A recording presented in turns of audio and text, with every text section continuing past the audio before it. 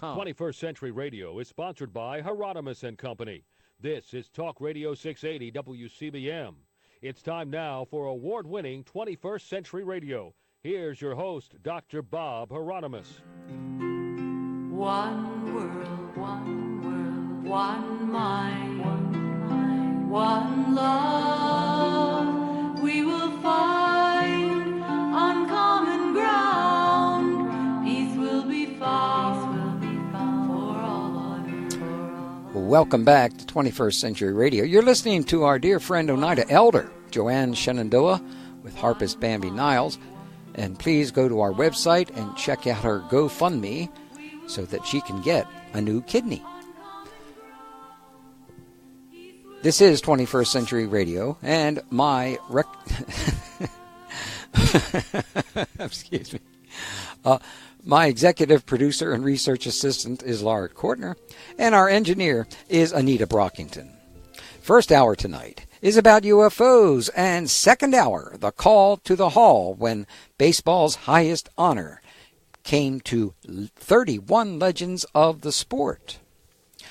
In 1975, Manitobans reported UFOs over their province almost nightly. The string of unprecedented sightings launched the biggest UFO craze in Canadian history. With sightings for well over a year, one object seen again and again became known as Charlie Red Star. Grant Cameron was there. He witnessed Charlie Red Star many times and led tours for others to see for themselves. He also caught wind of the rumors of nuclear testing south of the Canadian-U.S. border, which might have been the cause of the unexplained phenomena cited in the upper atmosphere. This is the story revealed by eyewitnesses, photographers, reporters, chasing down the truth behind the still unexplained encounters with UFOs.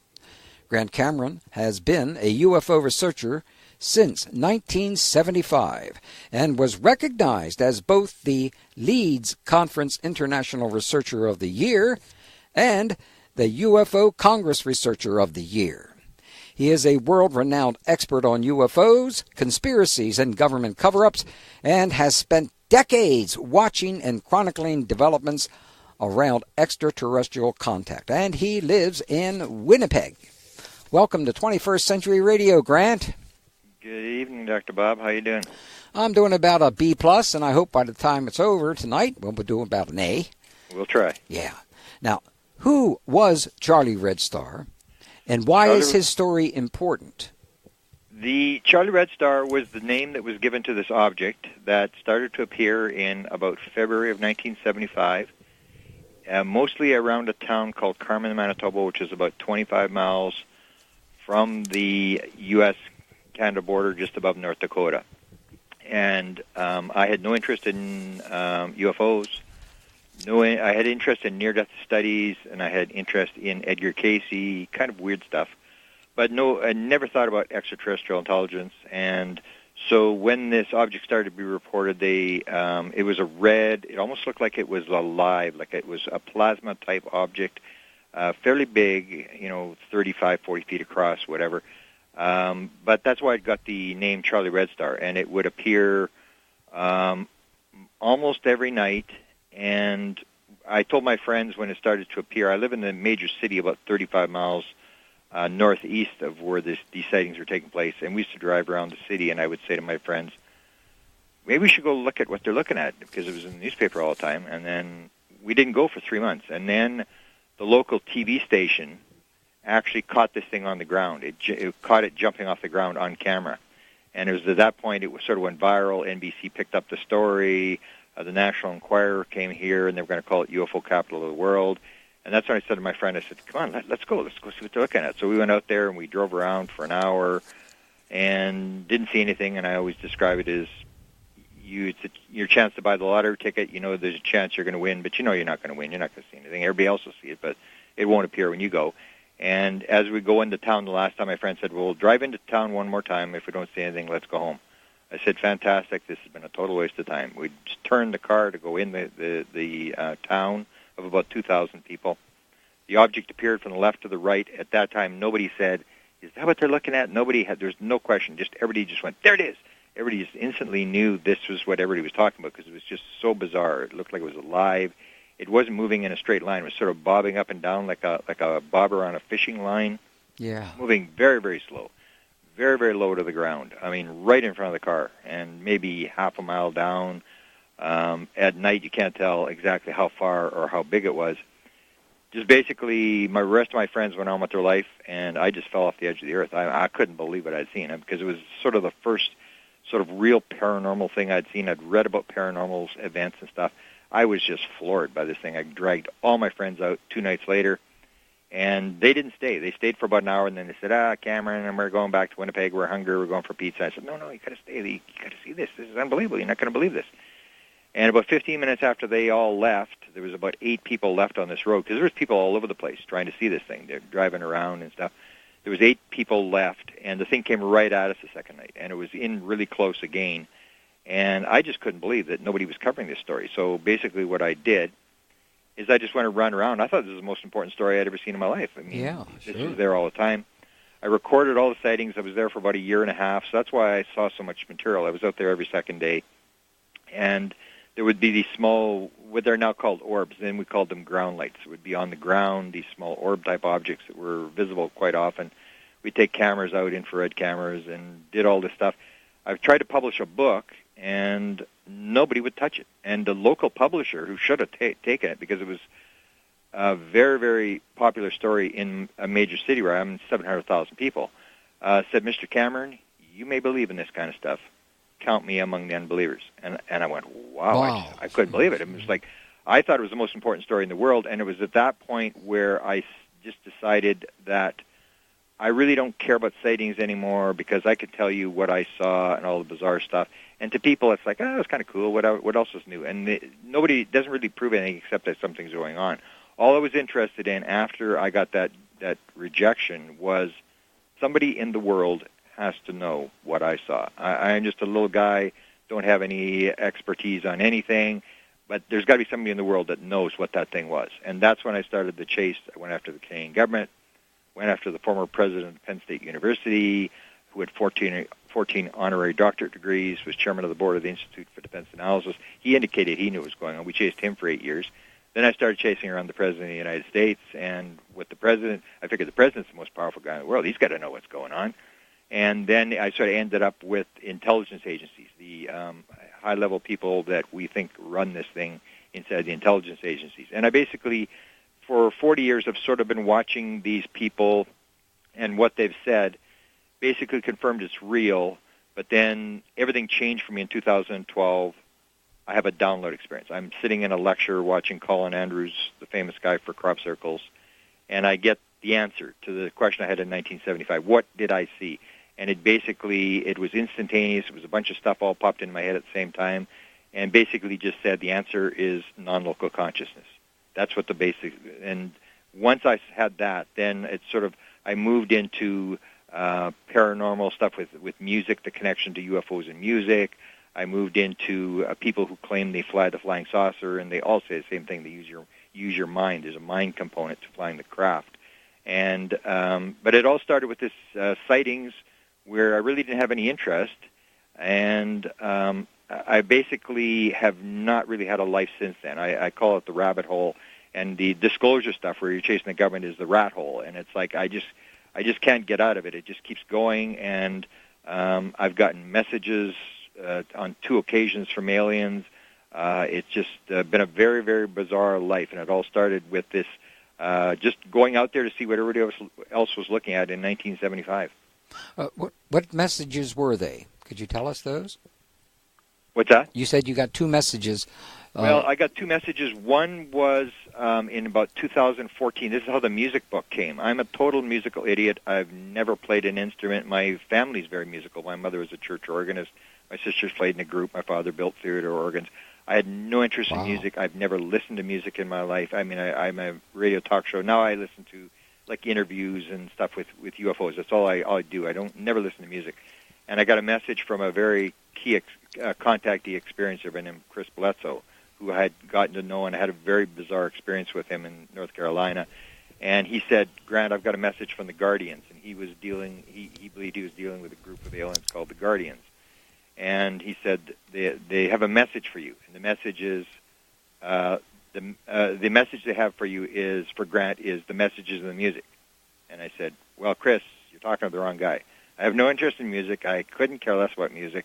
And he said, well, there's two different people that two different songs you should listen to. One is Kashmir by Led Zeppelin. And I go, yeah, okay, whatever. And then he said, and the other one is After the Gold Rush by Neil Young. Oh. Neil Young. And I said, are you kidding me? He grew up in my city. It's like we've got some famous musicians come from here, and I live in the middle of, like, nobody knows where my city is.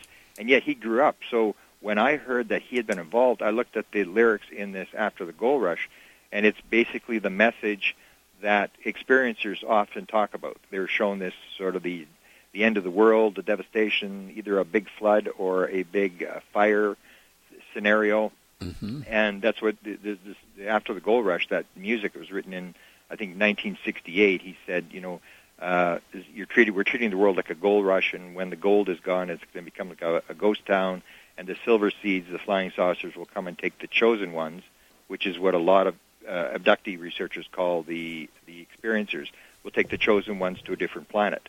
And then I got hooked on that. So then I started to chase this sort of music component, even though I really knew nothing about music. And the other one I got was just last year, where I think it's the best story I've ever done. And that's the story of the Zendras, of these contactees from South America who have this interaction, and they have these aliens that are able to open these sort of interdimensional portals, or they call them Zendras. And it's all done in Spanish, because that's why the English-speaking world doesn't know. And when I was going, they were doing a thing where they were doing this meditation thing for world peace on the side of a mountain, and this girl I knew very well wanted me to go, and I go, well, okay, I really, not that interested, but I'll go to California. So I drove across the country, and as I'm traveling across the country, I get another message through a cell phone from an alien that says, we know Grant's coming to the mountain. There will be a programmed sighting on Saturday night, and there was these people that are able to predict the time, and it was 9:33. And at 9:33, I'm sitting on the side of this mountain, freezing to death up on top of this mountain, and this thing starts to flash over my head. Just very, very bizarre. It wasn't a ship or anything, but it was very, very bizarre at exactly when they told me. And again, I went like, wow. I mean, I was just like floored that they had gotten the exact time, the exact place. And so I started to chase this story of these Zendras, these interdimensional portals, and that fits into the consciousness thing. That people think they're these huge flying saucers that are coming across time, and through the space and whatever, and it's more consciousness thing. It's sort of like the quantum physics, the interdimensional, where you pop in from one place to another, and you can move instantly across the galaxy by understanding that everything is not nuts and bolts. That the basic universe is number one consciousness, and then the physical world. So that's basically my sort of life of chasing one story after another. I've never really discovered anything myself. Most of the stuff I've discovered has been almost like I've been dragged into one rabbit hole after another. But you folks were out every night for many, many hours in the cold. It's quite an extraordinary thing to see this kind of an event that occurred almost nightly for a period of time from 1975 and into 1976. And yet, it's almost like if you've ever followed the story of the Skinwalker Ranch by Big Bob Bigelow, this billionaire guy from Las Vegas owns, they described exactly what happened to me, and that was they had the ranch, and all this paranormal material was happening at this ranch, and he's a billionaire, so he had unlimited amounts of money and experts on there. And what they described was the fact that they could not discover anything. They could not film these paranormal events, because not only did the phenomena know what they were doing, it knew what they were about to do. And that's what I found, is I would take these people out to show them these lights on the ground, and they would always say, oh, it's a car, and then we'd go through all these things, let's surround it, and I'd say, you can't surround it, this thing knows what you're doing and stuff. And after a while, I just sort of got desperate that people always wanted to go through the same thing. They argue with me, try to surround the thing, and I said, I just gave it up at the end. I said, here's the map. Here's where this thing is. You can go here, here, turn here, down here. There's the object. Good luck. And I never went out again. I just said, I've seen it. I saw it. This small object I saw maybe 50 feet away. I was that close the first night. Never got close after that. And I would take these tours of people out there, but it would always be sort of like people trying to talk me into doing all this sort of stuff. And I said, we tried that before. That doesn't work. It was like almost like it wanted you to see it, but you could never. You could get some film of it, but you could never ever get close to it or anything like that. So I just gave up, and I just said, okay, this is the old thing with sightings. I'm really not interested. I've seen enough stuff. I don't go on sky watches or anything. All I'm interested in is what is the bottom line to this thing? Why did I see this thing? How does it fit into my life? What's really going on here? And I've come to the conclusion that it's much less physical than people think it is, and it's going to be much more spiritual than people think it is. And that's sort of my conclusion, and I think that's the sort of the important end of the story. It's not so much about seeing stuff or that kind of stuff. It's more what they're here to do or why they appear at all in the late 40s and stuff like that, and this connection to nuclear weapons and all this kind of stuff. It was very important messages rather than just seeing stuff. After you've seen stuff as like I did, up close on 4 occasions, really, really close. It was just like, people always want to go on, when I go to conferences, let's go on a skywatch. And I go, nah, I don't really go on a skywatch because I've seen it, and people are arguing about little lights in the sky and stuff, and I always say, man, if you saw what I saw, this is a total waste of time. I'm going to bed. It doesn't interest me anymore. I'm more interested in listening to very high-level people that I think know what's going on, talk about what it is, the consciousness aspect, and this Zendra thing, where these Zendra things where the aliens actually appear in these interdimensional bubbles, and they actually invite people in. So I had 2 incidents, 2014, 2015, where I was filming people who were in these Zendras, and I was saying, what did you see? And, this alien, he was about 10 feet tall, and he had a bicycle suit on, he had sparks coming off his chest, and then I'd go to the next person. Were you in this Zendra? Yep. What did you see? Oh, it was an alien, he was about 10 feet tall. And I was just floored. I couldn't believe that these people, like 9 or 10 witnesses would be in this thing, and within 20 yards of these aliens that were opening these sort of interdimensional Zendras, and I figured, like, wow, forget about lights in the sky. I mean, this... this is the story I'm chasing right now, is this Zendra story of these contactees from South America who are able to do this. And they all end up at Mount Shasta. Well, we got to take a break here, and then when we come back, take us to Mount Shasta, and then maybe a little later, then you can talk to us about the new book that you have coming out in a few days called Tuned In, the Paranormal World of Music. There's a lot of rock and rollers that I used to know that had experiences with UFOs, as you well know, especially Jimi Hendrix. We'll be back in just 21st Century Radio with our guest Grant Cameron, Charlie Red Star, true reports of one of North America's biggest UFO sightings, Dundurn Publishing. Check them out at DUNDURN, Dundurn.com. Charlie Red Star is available on Amazon.com or from Grant's excellent website, presidentialufo.com.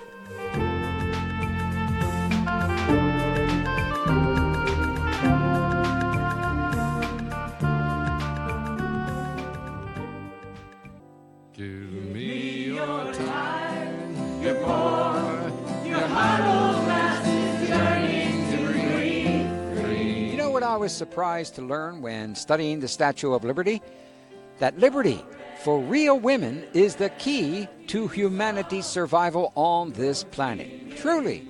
And also that Lady Liberty has Native American roots, and that America has reverence for the female half of divinity or the goddess at its very foundation. Powerful women and role models for balance are all part of our new book, The Secret Life of Lady Liberty, Goddess in the New World.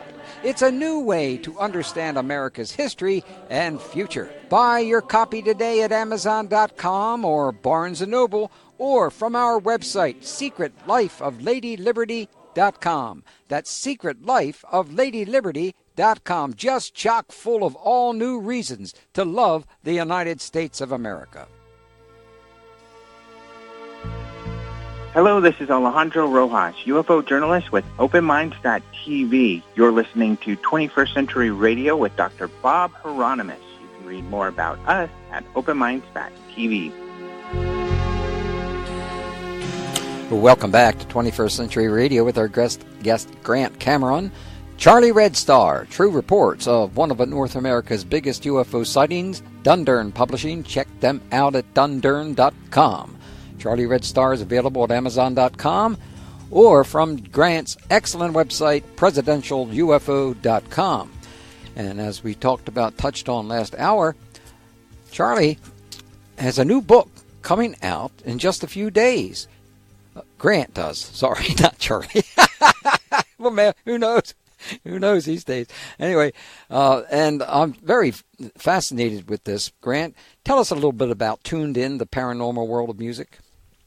Well, as I mentioned earlier, it came through a message from a friend of mine, and when I started to pursue this, I started to realize that there was a big connection between, especially rock musicians, and UFOs. There was actually a book written before me. It was written by Michael Luckman called Alien Rock, and he went through all the different musicians who had UFO sightings, went through the Stones, through Jimi Hendrix, and the Beatles connection to stuff, Elvis Presley, all the major musicians.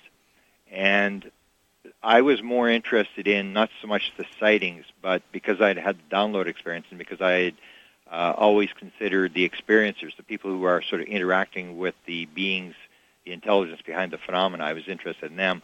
I was more interested in the number of musicians that either had download experiences or had abduction experiences, where they're actually talking about, being on the craft and that sort of stuff. And it was just unbelievable. It's like if you read Michael Luckman's book, you're just floored. At one point, I actually thought they had every musician, that the aliens had grabbed every musician, that they were all doing songs.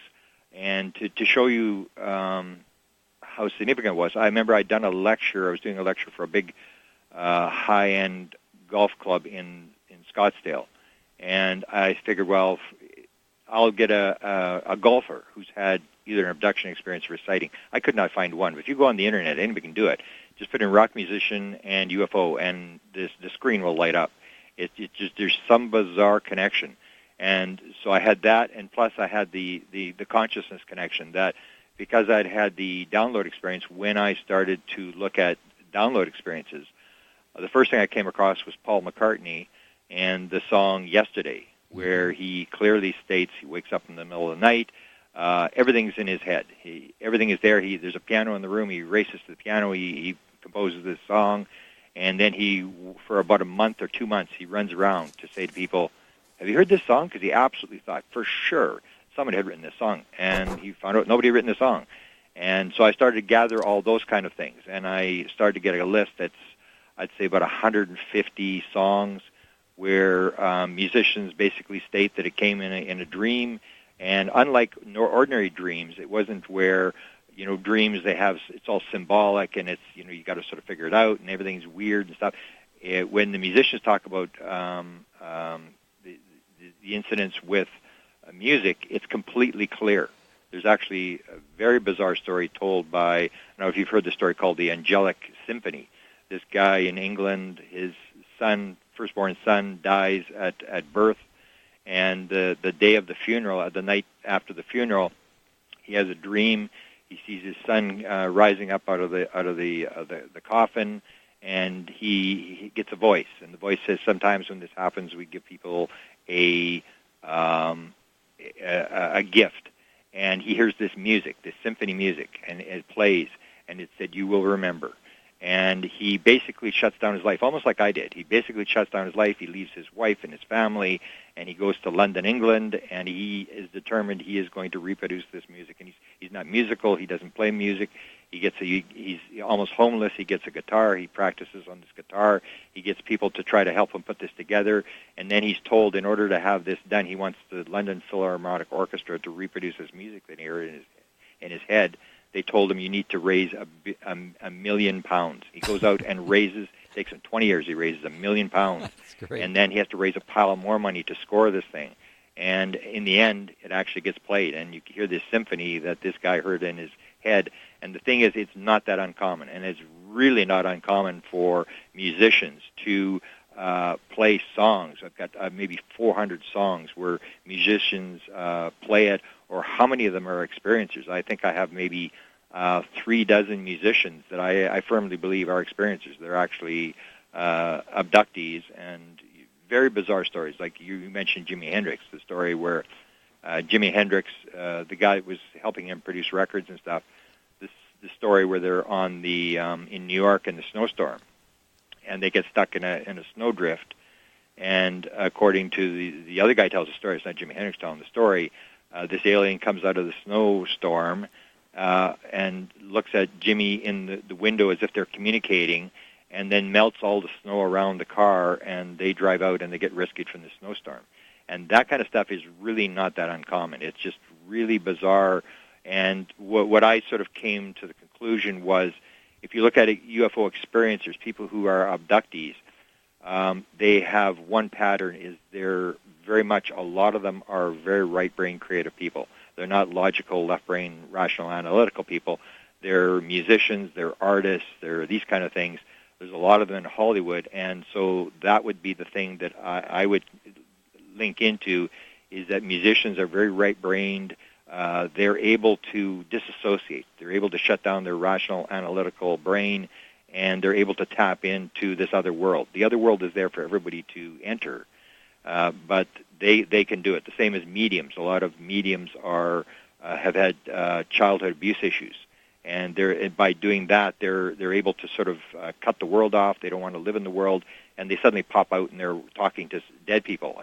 And so that's what that's why my link is. That's why I figure musicians, there's so many of them, are into this world of bizarre music, like talking about aliens or these type of messages, New Age messages, and I was just fascinated with this whole story. Even though I still really don't know anything about music, I still don't listen to music. I know the musicians that are claiming these abduction experiences, and even the ones that don't talk about it anymore. Like Cat Stevens is a very famous one, who was very famous in the 70s, and then became a Muslim and believed that he was not allowed to play music anymore. But even he clearly describes, before he changed his religion, about this experience being on a roof in London, and it looked as I was a dream, but I know it wasn't a dream. I was on board this ship, and he writes 2 songs. One is called Longboats, about his experience on the ship, and the other one was a very dramatic one. It was called Freezing Steel, and the lyrics go, "I was on the ship of freezing steel, the ship without the guiding wheel." And that goes into this consciousness thing, that there is no wheel on the ship. There's no guiding. There's no controls. The ship is flown with the mind. And that's so even in his 1972 song, he describes the ship without the guiding wheel. So it just fascinated me. And it actually took me about I've had the book done for about 2 years. We're finally releasing it. Because as I mentioned earlier, I just keep getting dragged down all these rabbit holes, like this latest disclosure New York Times thing, because I've always been involved with high-level government people. When this story broke, I got dragged into that story, and I know a lot about this recent disclosure and what's going on. So then I kept postponing the music book, and then finally there was a little bit of a delay, and I said, okay, let's put this book out. I'd actually have to go back and read the music book, because it was actually done 2 years ago, and it turned actually into another book. I wrote a book called Inspired, which started with the music thing, where I suddenly realized it was not just musicians that were getting these inspirations where they would suddenly get a song in a dream complete. I had, I think, 12 Nobel Prizes where they got it in dreams, or they're sitting on a park bench and suddenly the idea to the Nobel Prize pops into their head.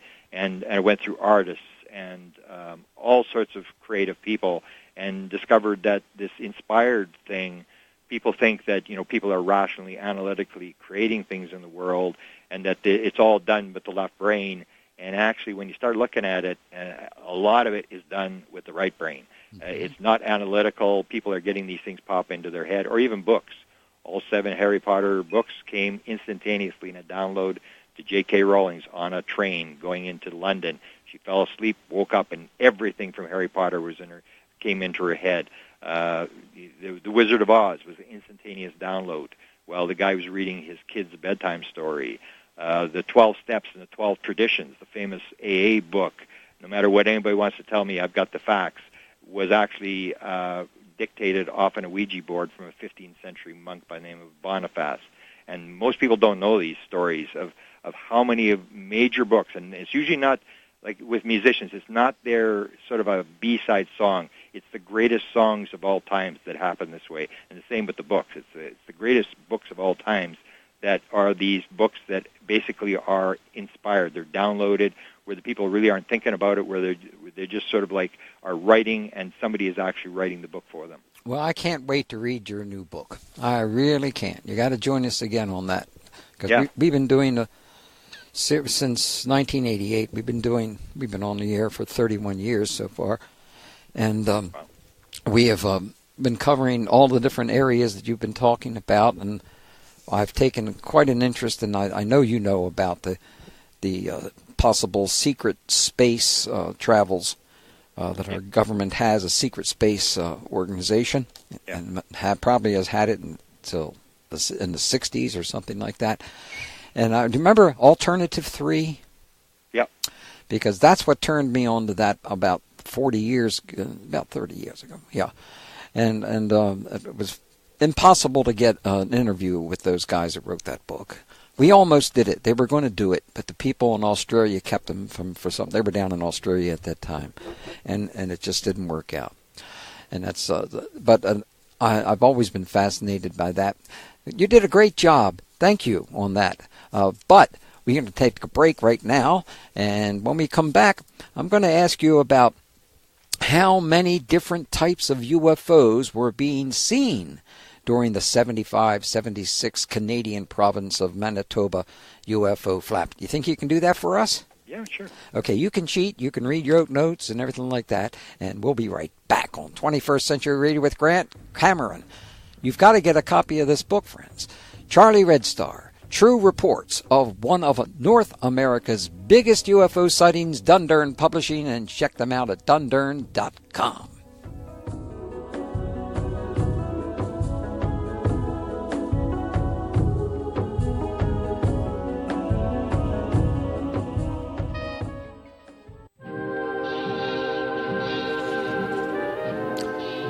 Oh, yes. Isn't that something? That music is just something else to me. Carries me off into another world, another lifetime. And as a matter of fact, we're going to give away a copy of this book that we're talking about tonight, and that is Charlie Red Star, True Reports of one of North America's biggest UFO sightings, published by Dundurn Publishing, dundurn.com. If you know the answer to this hour's trivia question, you will win that book. Do you know who my first guest was who joined us on 21st Century Radio the last time I hosted 21st Century Radio? Who was my first guest the last time we talked on 21st Century Radio? And you must qualify. Here's how you qualify. If you know the answer to this hour's quiz question on 21st Century Radio and you have not won from us in the last 60 days, call in now. 410-922-6680. That's 410-WCBM-680. First with the right answer wins. Prizes are available for you to pick up at the WCBM studios in Pikesville after Friday of this week. Winners have 60 days to pick up the prizes and must wait 60 days before winning another prize from 21st Century Radio. Good luck. Hello there, this is George Martin, and you're listening to 21st Century Radio with Dr. Bob Hieronymus. You know, I think that religion, flying saucers, kinetic energy, transportation, ghosts, paranormal experiences, all these are probably tied up in some form. Boy, that's our dear friend who, of course, has gone on to his just rewards, Sir George Martin. Really miss that guy. That, as a matter of fact, what you just heard, you did not hear anywhere else in the world except on this station. This is the only station. We are the only people whoever he shared all of that information with. And that's perhaps because I wrote the book on the inside of the Yellow Submarine, which, of course, he put all the music together, etc. Now, our guest is Grant Cameron. The book is Charlie Red Star, True Reports of North America's Biggest UFO Sightings, Dundurn Publishing. And you can check them out, as we said before, dundurn.com. Charlie Red Star is available on Amazon.com or from Grant's excellent website, presidentialufo.com. Now, I'm going to give you a tough question here. And if you win this, we'll award you a Rocky and Bullwinkle PhD. Do you ever had a PhD from Rocky and Bullwinkle? No. They're hard to come by. All right. How many different types of UFOs were being seen during the 1975 to 76 Canadian province of Manitoba UFO flap? There was a lot of different ones. The main one was the red one. But as I mentioned before, we had the small, what we called ground lights, and the Canadian government, when I talked to a Canadian government guy who had worked in the 50s on, he said, "Oh, you mean monitors?" I went, "Oh, yeah, monitors." And that's what the Canadians were calling them. Now they're called orbs. The idea of sightings is I always try to remind people that through history, the UFO sightings have changed dramatically. In the 1890s, most of the stuff that was being reported in the western United States, these UFOs, were wooden ships with propellers, people hanging down off ropes, stuff like that. Then when we detonated the first atomic bomb, suddenly we had these flying discs appear. Then suddenly there was the green fireballs. Then there was the Adamski-type crafts with the three balls underneath. Then we had the classic flying saucers that we saw in the 1970s, which was like a saucer with a dome on the top. But what people have to remember is it keeps changing. Like now the predominant one that's seen is triangles. And it's almost like we're watching whoever the intelligence is turn the pages of a book. And they're saying, okay, now we'll show them this, now we'll show them this, and we'll change it to this. And I always remind people when they see a UFO, I say, if you've seen a UFO, you're part of the game. Because when they abduct people, nobody sees anything. Nobody's ever seen anybody get abducted, the ship coming down and taking people on the ship. So when they want to cloak themselves, when they don't want to be seen, they aren't seen, which means when you see it, you're meant to see it. That's why they have lights. They have lights on the craft. We don't have lights on our planes except for navigation. They have lights on their craft so you can see them. That's what the whole thing is. It's part of their sort of acclimatization or disclosure plan, and there's just millions of different types. Like I always tell the story about John Lennon. John Lennon sees he and May Pang, his girlfriend, they're up on this penthouse balcony, and he said it was so close he could hit it with a brick, and it had these big sort of marquee light bulbs around the bottom of the craft, and it had a red light on the top. And so I always say to people, well, do you think it needs light bulbs around the bottom of the craft to fly through time and space or to get to another planet? It's basically what he saw, which was different than what we saw, and there was just bizarre. And the other thing they show in terms of crafts is they show very bizarre things that you'll see from time to time, but just don't make any sense whatsoever. This happened at Rendlesham Forest, which also happened right at the beginning of the Carmen sighting. Is they have some kids standing at a dam, and they're drinking. It's like 1 o'clock in the morning having a party. And this Charlie Red Star appears, and this red thing is there, and it shoots this beam of light down into the dam. They're up on a reservoir dam.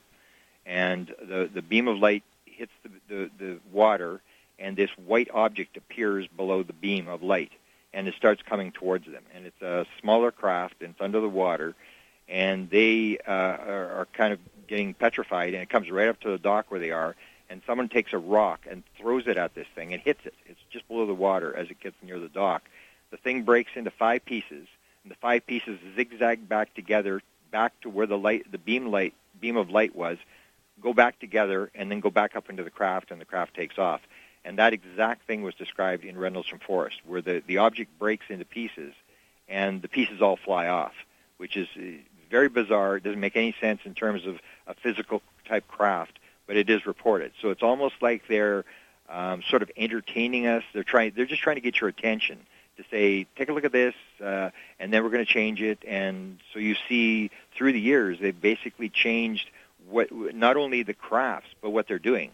For example, in the 1960s and 50s, people saw crafts with windows, like Betty and Barney Hill's story. Oh, yeah. Nobody sees crafts with windows anymore. You almost never get crafts. When I was in 75, when we had ours, we had all these UFOs were landing, and what they would do is they'd burn out the grass or they'd burn out the crop, and they'd leave these tripod marks. That hasn't happened for 20 years. There's been no reports of that kind of stuff. It's almost like they're changing the playbook, and you're just watching them turn the pages of a book, and very, very bizarre. Crop circles only started in the 1980s. Before then, there was circles where they just do one circle in grain in Canada or in the United States. Just the patterns have changed. So what I always say is what happened to us in 1975 doesn't happen now. There was almost no abduction stories in 1975. Now that's sort of predominant. When we had it, it was basically just straight sightings and these landing things that were happening all over the place, and these small orb-type objects. And even later on, I would discover, and I'll tell you, the most dramatic encounter I had in 1975 was talking to a little 7-year-old boy whose parents were not home. The mother believed it was the devil, so there was no way I was going to interview this kid. The father was determined I was going to interview this kid. He wanted to find out what was going on. He brings me in when the mother's not there on a Wednesday night. I come in. This kid is so petrified. He's hiding behind a chair on the other side of the room. And his father said, "You tell Mr. Cameron what you saw. Get out, tell Mr. Cameron what you saw." And the father ends up telling the whole story. The kid does not move. He's in behind the chair, and I couldn't get him to talk. The father couldn't get him to talk. And the kid had seen this thing. It was above a tree, about 50 yards away. You could hear the branches breaking off the tree. He was by himself, and he was actually he was urinating because they didn't have an indoor toilet. He was on the deck. His horse was there. His horse goes running off into the barn.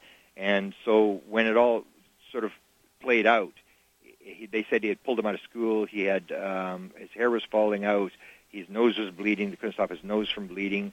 And it sounded to me 30 years later like some sort of abduction-type experience. But anyway, I got in the middle of the floor, and I put down a schematic of different types of UFO shapes. And I can still remember this kid to this day, 7 years old, and he crawls out from behind. And I said, "Lonnie, can you tell me what did it look like?" And he just pointed immediately to one object on the page out of 40 different objects. And I said, "Was it big?" He said, "Big as a house." And I said, "Did it have lights?" "Lights all over it." And I said, "What color were the lights?" "All white. Then they turned to all different colors." And I said, Did it disappear?" "Went over the road." "Over the road." I said, "Did it go out like a light or did it fly away?"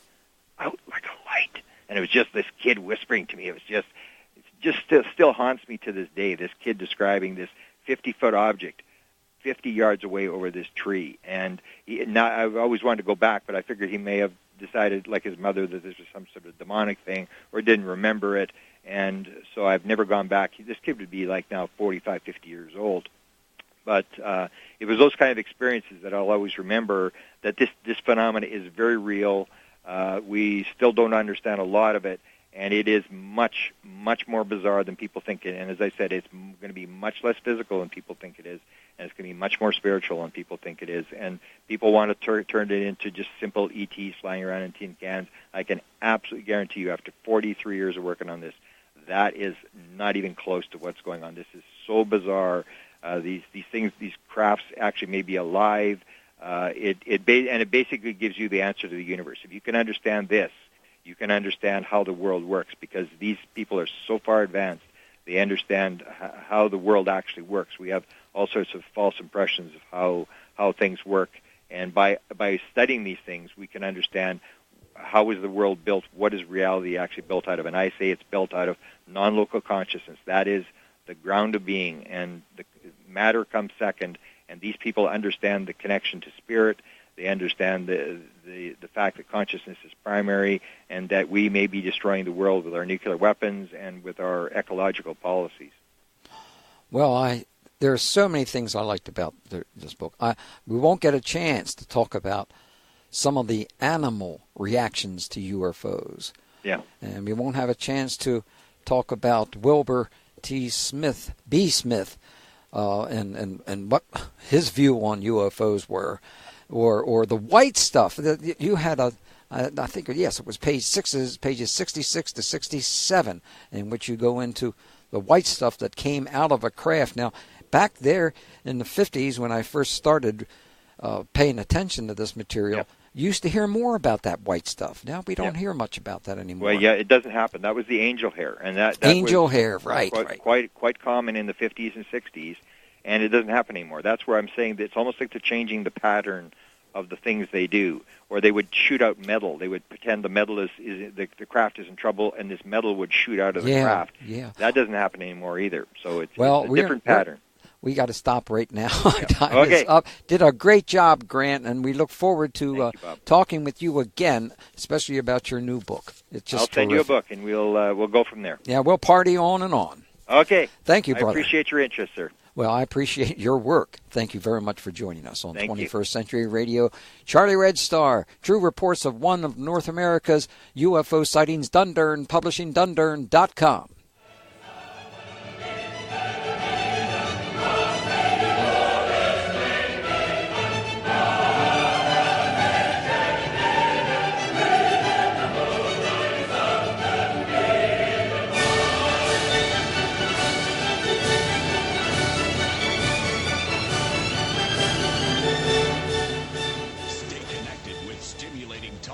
Breaking news on Talk Radio 680 WCBM, Baltimore, and WCBM.com.